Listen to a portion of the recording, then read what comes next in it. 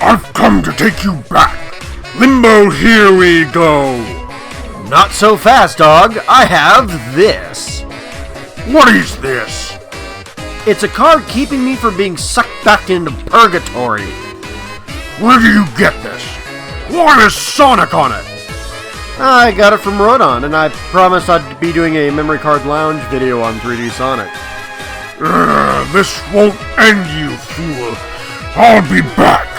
I'll get you to review Bayonetta 2 yet. I'm reviewing Bayonetta 2 right now. Oh. Well, this is awkward. Well, yeah, dog, it's been like a month since I escaped purgatory. What have you been doing? You know what? Never mind. Roll that Bayonetta 2 footage. So, development on Bayonetta 2 pretty much started right after Bayonetta 1. The problem was there was a few issues with Sega. It never really got greenlit to be published. Sega wasn't going to do it. But then in comes Nintendo to publish Wonderful 101. Yeah, this underrated gem exclusive to the now dead Wii U. But when Nintendo was working with Platinum Studios, they saw some stuff for Bayo 2 and asked how it was going. Hearing Platinum's troubles, Nintendo offered to negotiate with Sega and get the game going. But it would be exclusive for Nintendo platforms. So Bayonetta 2 is only on the Wii U and the Nintendo Switch. I have the Wii U version and have had it for a while now, but this is the first time playing it during this review, so it's kind of a blind playthrough. So did I enjoy Bayonetta's second outing? I will say this type of game is an issue with second games. Look, I don't really much like God of War 2, and I really don't like Devil May Cry 2, so was Bayonetta 2 just as bad? This type of game has a history with this. However, it may be better than the original. Let's find out as we head into this game with salt and vigor. Let's take on the God of Chaos! So the plot to Bayonetta 2 starts with the girls, Bayo and John, getting ready for Christmas party. Suddenly, angels attack jets going by. Bayonetta and John fight off the attack, but when Gamora, a demon Bayo summons rather often to finish off boss fights, goes rogue and attacks the city, bad things happen. John has her soul removed during the fight and is dragged to hell. Or Inferno, if you want to get technical. Bayonetta now needs to find the real gates of hell to save her friend and fix the balance of the worlds, so Inferno, Paradiso, and the human worlds aren't torn apart by savage war that's brewing. While at a mountain housing the gates of both hell and heaven, Bayonetta runs into a Yu-Gi-Oh player named Loki. He has amnesia and angels are trying to take him, so naturally Bayonetta takes a liking to the child very quickly. After some hijinks, Bayonetta and Loki go to hell, save John, and then head up the mountain to face off against this God of Chaos, or rather the creator of the realm of humans. Also, Loki turns out to be the good half of this god, and he accidentally sends Bayonetta into the past. Bayonetta realizes that the evil side of this person is the one who killed her mother, and set up the war with the Lumen Sages and the Umbra Witches. Also, she learned this after some anime-as-hell mech writing. Just saying. So, grabbing Baldur from the past, you know, the last sage, and Bayonetta's actual father, she drags him into the future. Her and Baldur work together to face off against the God of Chaos, while Loki, who lost some of his powers, uses the last of his power up, trying to kill the god. The god tries to run off in time, you know, in another place in time, but Baldur stops him and absorbs his power. Baldur is sent back to the past, and while trying to control the god's power, he ends up turning evil and becoming Father Baldur from the first game. Oops! Meanwhile, in present day, Loki kind of dies and is reincarnated, while Bayonetta and John go back to finish their Christmas party, forgetting that they literally left Enzo at the mountain where the gates were. Whoopsie! This story is a hell of a lot easier to understand versus the previous game. This can be seen as a bad thing or a good thing for newer audience members trying to get into the series, so it kind of works both ways. The story works regardless, but at least you can digest it. All except for one character. So Baldur, the main antagonist of the previous game, shows up here a lot. Like, I'm not sure what version of him this is half the time.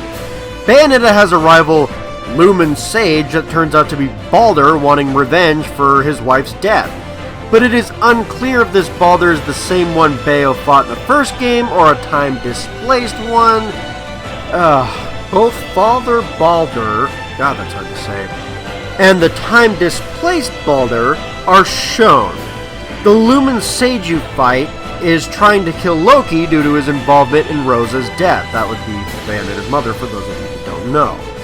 So Loki's other half tricks him and promises him revenge, but nothing is ever made really clear. The Sage version of Baldur is flung into the past with Bayo, so did he return, or was that always a time-displaced version? I'm very unclear about this. I have no idea. Outside of this, though, the characters are perfectly fine. Bayonetta is confident as ever, Rodon helps Bayo while threatening her all the same, Enzo is still just a patsy for Bayonetta and abused by her despite him having his own family issues, and John swoops in to save the day after she's rescued in hell. Loki is a bit of an annoying character, however. He starts out as a brat, but he does end up growing as a character. Oh, and Luke is kind of here too! Yeah! Nothing goes above and beyond, however, and a few of the characters do grow, but it's nothing too special. It's nothing we haven't seen before. While it was confusing, Baldur's arc in this was certainly respectful, I suppose, and Loki does grow, but yeah, he's just kind of there to make Bloodborne. Overall, not terrible, but not nearly as good as the first. So far, I think the first wins out in writing department, but most people like to play with their food, if you know what I'm saying. And this is where the game shines. Gameplay is basically untouched, which, from what I said last time, should mean it's still great, right? And yeah, it basically is. You can use most of the weapons on either the hands or the feet, much like before. Twin swords, they can go on both hands and feet. Why not? Anyone feeling a certain Cervantes vibe from Soul Calibur? No? Okay. Twin swords, which I clearly love to use, are upgraded later to slightly slower but more powerful chainsaw blades. There's also a bow, a scythe, and a whip. I love whips in this game, especially with more powerful foes. I'm loving whips. Either Castlevania's on my mind or Bayonetta's corrupting me.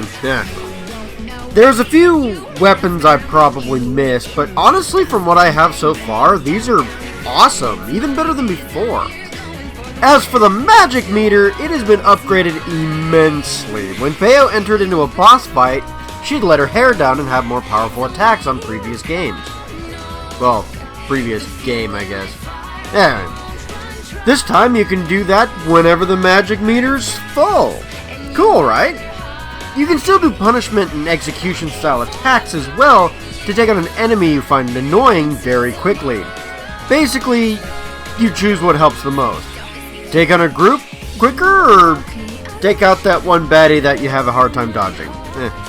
Speaking of dodging, activating Witch Time seems much easier this time around. I'm not sure if it's because enemies are less aggressive, or it's just easier, or I've just really gotten used to it.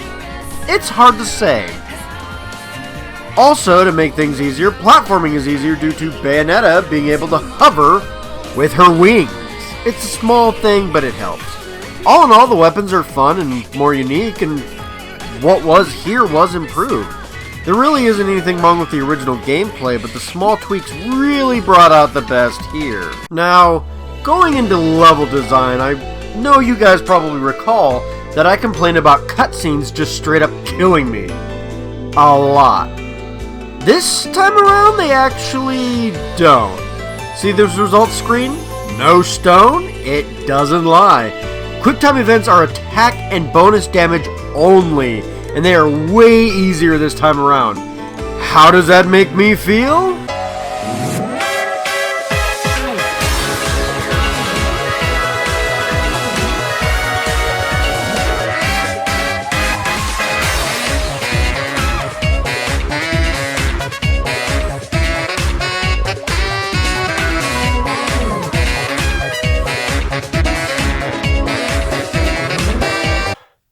You know, I'm getting too old for this crap.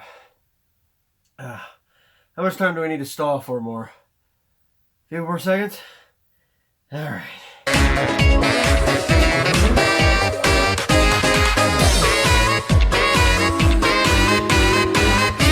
Honestly, this is the best design change ever, hands down. No contest whatsoever. Just the greatest thing ever. Seriously though, the locations and things, they look amazing. The enemies are mostly new, and there's demons. Yes, you killed demons this time around. They don't show up often, but they are more aggressive than angels. Not that angels aren't fighting you or anything like that. They're aggressive in their own right, but demons? Oh, they got that little bit of a drive to kill you. One boss has you fight a dragon Bayonetta summons. You know, Gamora. One fight, and angels, you're surfing on a tornado. And then, you know, you go inside the tornado, and then when you finish, suddenly you're at the gateways to heaven, and yeah, there's also the Mass Lumen. The Mass Lumen fights are similar to Virgil from Devil May Cry, and yes, that's Baldur. But he summons giant monster angels, while Bayonetta summons giant demons, and they fight in the background while you face off against the Mass Lumen. Fun stuff! Eventually you reach the past and meet some familiar enemy designs while you ride around in a mech. So yeah, it's awesome. The final fight is probably the worst one, sadly. It's the God of Chaos, and he has a crap ton of attacks that aren't exactly hard to dodge, but are more annoying to get the timing down with. All in all though, while not perfect, the enemies and levels are very fun to play through. The returning enemies for the past levels are certainly fun to see again. The boss fights are just really good too, I can't stop gushing. What the level design gets right, it does amazingly, and what it gets wrong is still pretty damn good. I mean, yeah, annoying, but not necessarily bad game design. So, yeah, level design's a plus for me, huh? So, the option to buy the Platinum ticket was actually unlocked while I was playing the game this time around. I still haven't exactly bought it yet, but it's here. It's back again, and yes, this time you'd be facing Rodon's demonic form instead of his angelic form.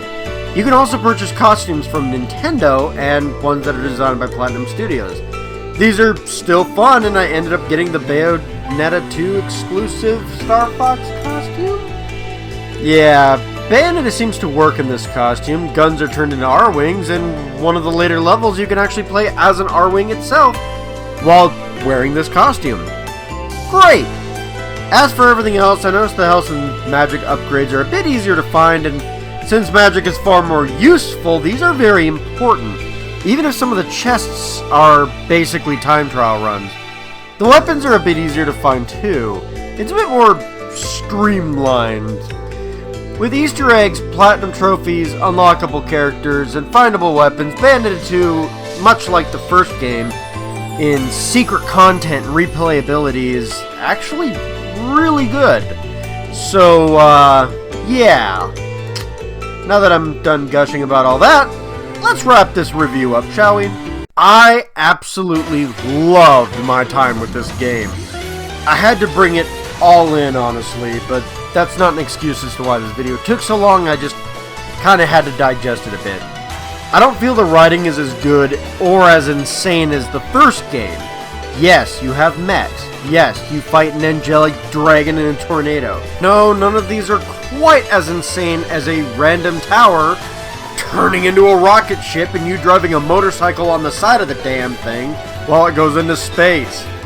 Outside of the writing, however, I think everything else is improved. There is one boss that is kind of annoying, but he's still fairly manageable. It's not bad. The gameplay improved, which is great since the gameplay before was arguably fantastic. The levels and bosses were mostly improved as well, which is insane since the boss fights were arguably the best part of Bayonetta 1. They are more insane with crazier set pieces, fun mechanics all around. It's great. Bayonetta even has her own family version of Virgil, which is never a bad thing in my mind. All in all, I'd say Bayonetta 2 is actually my favorite game in the Bayonetta series so far. But overall, if you like creative writing and story aspects a lot in video games, perhaps the first game is more to your taste. Not that this is terrible in that category, it just doesn't quite live up to those standards. If you like gameplay, however, this is sure to satisfy, and should be on anybody's list, realistically, along with the first game. I highly recommend this title. But that's all the time I have for today. I'm going to try my hardest to get the next review, which will be either Bloodstain or Hat in Time next, done in a reasonable time. Hopefully you enjoyed my video and there are some more suggestions for the future video watching that you may do. Or take a quick break and hit the subscribe and bell buttons for future updates to my videos. But, see you next time, my minions. Take care.